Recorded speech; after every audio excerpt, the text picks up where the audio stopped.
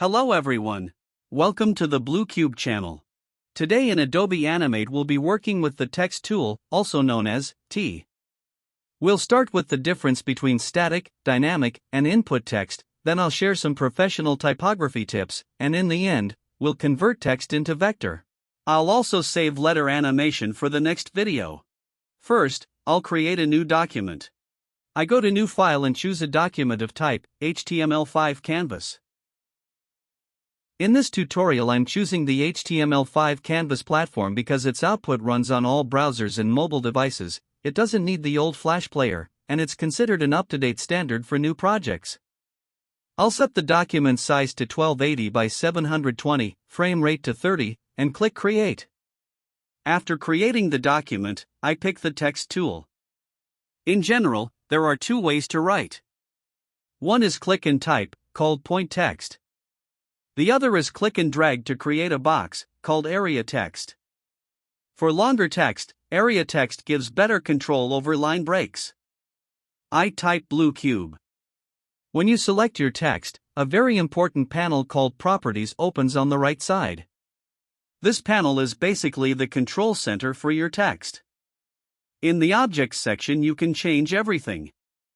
In the Position and Size section, we can change the size of the text box or place the text where we want. Also, with the Selection tool, by holding the left click on the text, you can move it around. Here, I change the font. Adjust the text size with this tool. Then adjust letter spacing with the next option. In the Fill Alpha section, I can reduce the transparency of the text. If needed, I can also change the text color in the Fill Color section.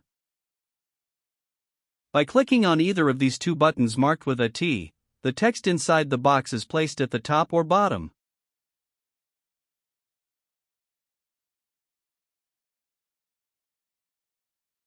In the Paragraph section, we can align the text left, center, or right. Below that, we can adjust text padding inside the box and the line spacing.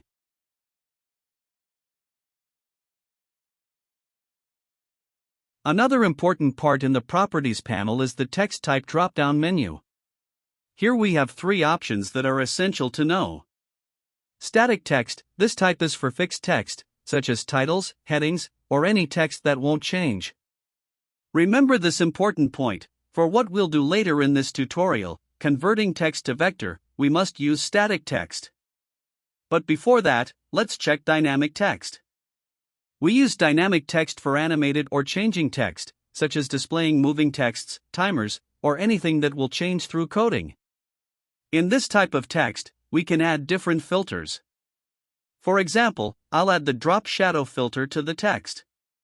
I've already taught all these filters in previous lessons, so we'll pass through them quickly. The last option is input text, which allows the user to type something themselves, for example, in login forms or search boxes. The reason this option is disabled here is because the document type we selected is HTML5 Canvas. Personally, I don't use input text much, but to enable it, you'd need to change the document type to ActionScript 3.0. Now let's create a dynamic text. To be able to access the text in code, I give it an instance name, for example, my text. This naming is very flexible, and you can type almost any name you want. Now from the window menu, I click on the Code Snippets panel. Since our document type is HTML5 Canvas, I open that folder. Then I go to the Animation folder and double-click on one of the options. This way, the Actions panel appears with the related code. Finally, I press Ctrl+Enter to see the preview. This is one example of the capabilities of dynamic text that we just used. You can try out the other options yourself. Okay, now we get to the fun part. How do we convert text into vector? This process is called break apart. It allows you to edit and animate each letter separately. First, I create a static text.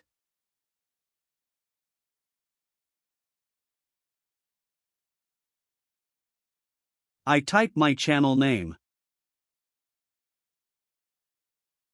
Then with the selection tool, I select the text, right-click, and choose Break Apart. You see that each word is now separated. Now right-click again and choose Break Apart once more. This time, each letter turns into a separate object. Now you can select and move each letter individually, change its color, rotate it, or even reshape it with the Subselection tool.